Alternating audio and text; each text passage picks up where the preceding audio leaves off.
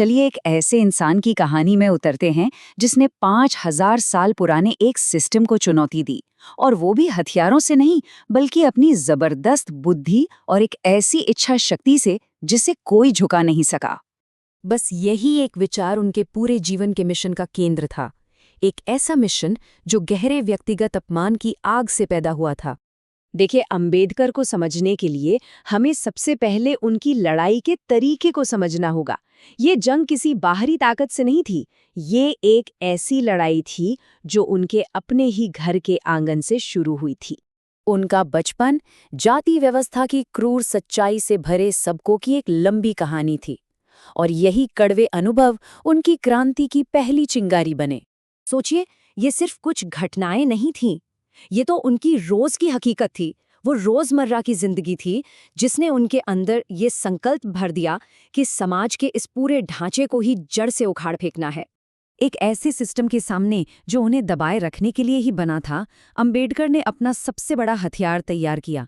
एक ऐसा तेज दिमाग, एक ऐसी बुद्धि जिसे कोई भी नजरअंदाज नहीं कर सकता था। उन्होंने खुद को ज्ञान से लैस किया।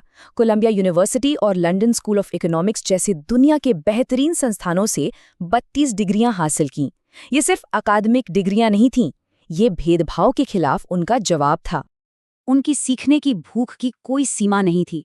उन्होंने एक दो नहीं बल्कि 9 भाषाओं में महारत हासिल की। अर्थशास्त्र से लेकर कानून और समाजशास्त्र तक हर क्षेत्र में अपनी धाक जमाई। और ये आंकड़ा उनकी सीखने की लगन को दिखाता है। उनकी अपनी लाइब्रेरी में 35,000 से ज्यादा किताबें थीं। ये कोई मामूली कलेक्शन नहीं था, ये विचारों का एक ऐसा खजाना था जहां से वो अपनी लड़ाई के लिए लगातार ताकत हासिल करते थे। और इसी असाधारण बुद्धि के दम पर उन्होंने सिर्फ पुरानी सामाजिक कुरीतियों को ही नहीं, बल्कि अपने समय के सबसे ताकतवर नेताओं को भी सीधी चुनौती दी। अब यहाँ बात बहुत दिलचस्प हो जाती है। महात्मा गांधी के साथ उनके जो मतभेद थे वो बहुत गहरे और बुनियादी थे। देखिए, गांधी जी छुआछूत को हिंदू धर्म के अंदर की एक बुराई मानते थे जिसे सुधारा जा सकता था, लेकिन अंबेडकर का मानना था कि जाति व्यवस्था की जड़ें तो खुद धर्म ग्रंथों में हैं, और जब तक इस पूरे सिस्टम को ही खत्म नहीं कर दिया जाता तब तक असली बराबरी आ ही नहीं सकती। और इसी बड़े वैचारिक टकराव का नतीजा था ऐतिहासिक पूना पैक्ट। उनकी राजनीतिक लड़ाई जवाहरलाल नेहरू तक भी पहुंची, खास तौर पर जब अंबेडकर ने हिंदू कोड बिल के जरिए महिलाओं को तलाक, संपत्ति और विरासत में बराबरी का अधिकार देने जैसे क्रांतिकारी सुधारों की बात की, तो उन्हें अपनी ही सरकार और प्रधानमंत्री नेहरू से कड़े विरोध का सामना करना पड़ा। और नतीजा, उन्होंने कानून मंत्री के पद से इस्तीफा दे दिया। लेकिन उनकी आलोचना किसी एक विचारधारा तक सीमित नहीं थी। उन्होंने इस्लाम के अंदर की रूढ़िवादिता और अलगाववाद पर भी खुलकर और बहुत गंभीरता से लिखा। इससे पता चलता है कि वो किसी भी ऐसे सिस्टम पर सवाल उठाने से नहीं डरते थे जो इंसान की आज़ादी और बराबरी के खिलाफ हो। अंबेडकर सिर्फ एक आलोचक नहीं थे, वो एक निर्माता भी थे। उन्होंने महसूस किया कि पुरानी व्यवस्था की सिर्फ आलोचना करने से काम नहीं चलेगा। अगर समाज को सच में बदलना है तो देश को चलाने वाले नियमों को ही दोबारा लिखना होगा। उनके सामने ये एक बहुत बड़ी चुनौती थी। एक ऐसा सामाजिक ढांचा जो हजारों सालों से जमा हुआ था, उसे कैसे बदला जाए?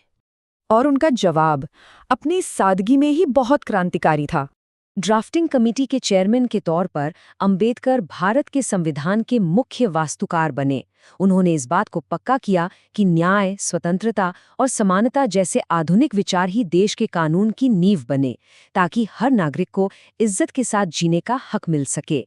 पर उनका काम सिर्फ संविधान लिखने पर ही खत्म नहीं हुआ। उनकी जिंदगी के आखिरी साल पुरानी व्यवस्था के खिलाफ उनकी कभी न खत्म होने वाली लड़ाई का सबूत हैं।